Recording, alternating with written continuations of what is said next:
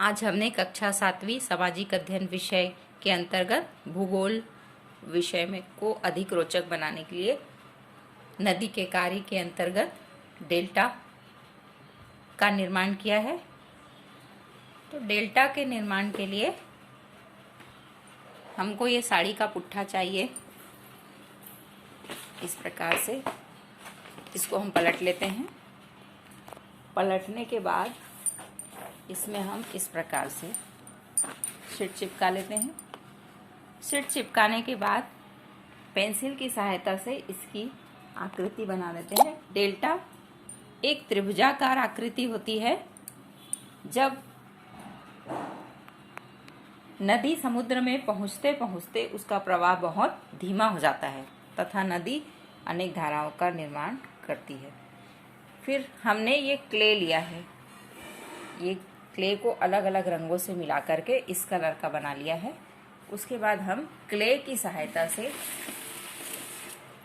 Delta का निर्माण करते हैं।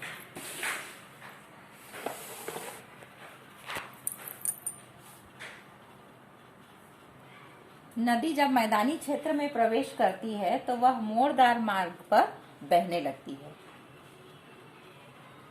और नदी के इन्हीं बड़े मोड़ों को विसर्प कहते हैं।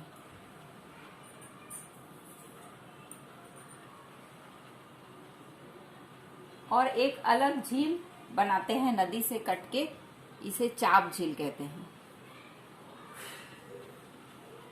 और बाढ़ के कारण नदी के तटों के निकटवर्ती क्षेत्रों में महीन मिट्टी अम्लीय पदार्थों का निक्षेपण करती है। तो इन मिट्टियों से बाढ़ के मैदान का निर्माण होता है। फिर नदी जब जैसे जैसे आगे बढ़ती है समुद्र तक पहुंचते पहुंचते इसकी गति बहुत धीमी हो जाती है तथा ये अनेक धाराओं में विभाजित हो जाती है। ये देखिए नदी की धाराएं।